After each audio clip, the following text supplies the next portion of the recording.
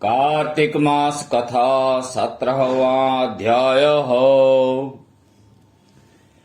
नैमिषारण्य तीर्थ में उपस्थित ऋषि मुनियों ने सूत जी महाराज से कहा, अब मोक्ष के देने वाले सब व्रतों में उत्तम एकादशी के व्रत का महात्म्य सुनो।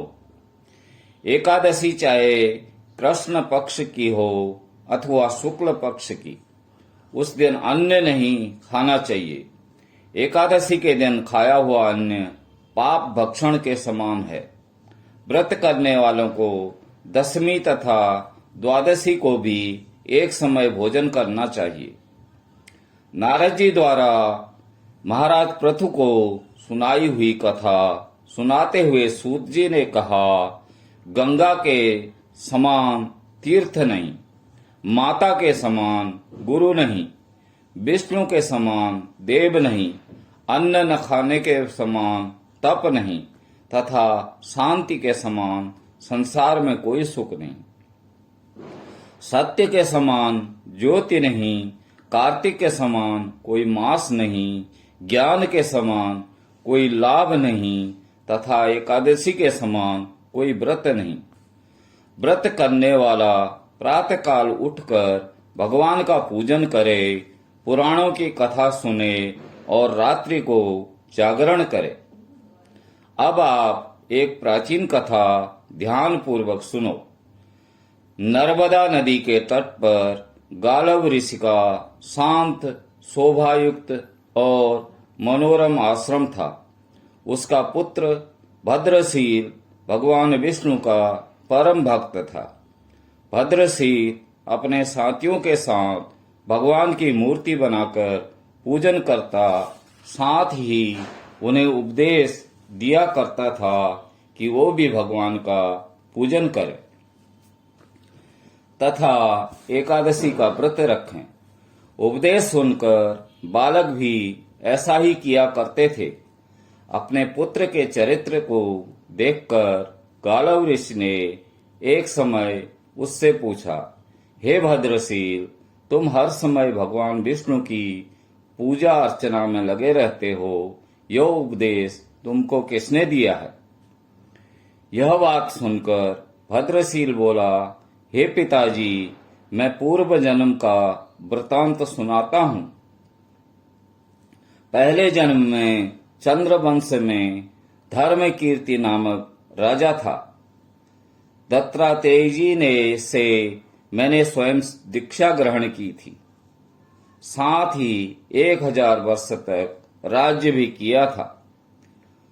अपने उस जन्म में मैंने धर्म तथा पुण्य के अनेक कार्य किए, परंतु बाद में बुरी संगति में फंसकर मैंने वेद मार्ग छोड़ दिया और पाखंड मार्ग पर चल पड़ा।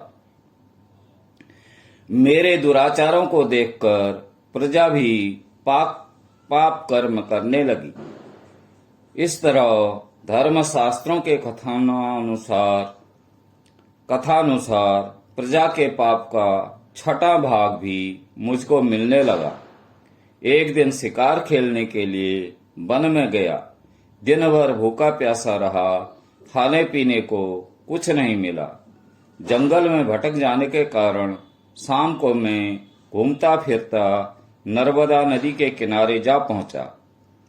उस दिन एकादशी का व्रत होने के कारण वहां पर एकत्रित अनेक वैष्णव भगवान का भजन कीर्तन कर रहे थे। भूख प्यास से व्याकुल और हारा थका होने का कारण मैं रात भर वहीं पर पड़ा रहकर कीर्तन सुनता रहा। प्रातः काल होते ही भूख प्यास से मेरे प्राण निकल गए। उसी समय यमराज के दूत आए और मुझ पापी को मारते पीटते हुए यमराज के पास ले गए। वहां पर यमराज ने चित्रगुप्त से मेरे पाप पुण्य का लेखा जोखा पूछा। चित्रगुप्त ने कहा, यद्यपि यह महान पापी है, परंतु इसने एकादशी का व्रत किया था और रात्रि भर भगवान का कीर्तन सुना था। एकादशी को भोजन न करने के कारण इसके प्राण निकले हैं। इस कारण इसके समस्त पाप नष्ट हो गए हैं। चित्रगुप्त जी की ये बातें सुनकर यमराज तत्काल अपने सिंहासन से उठकर खड़े हो गए और मुझे नमस्कार किया। फिर मुझसे बोले, हमने बड़ी भूल कर दी है, आप क्षमा करें।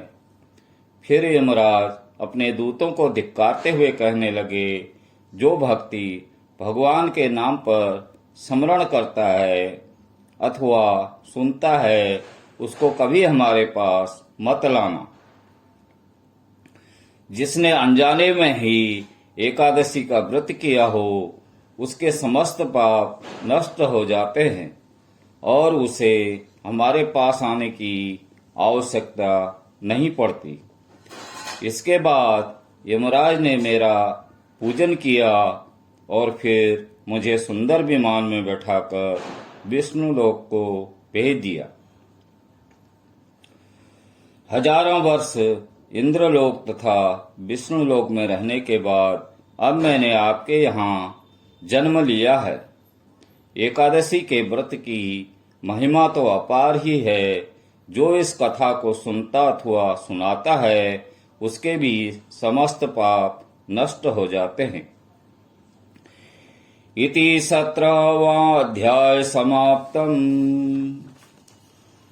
भज मन नारायण नारायण नारायणं, श्रीमन नारायण नारायण नारायणं।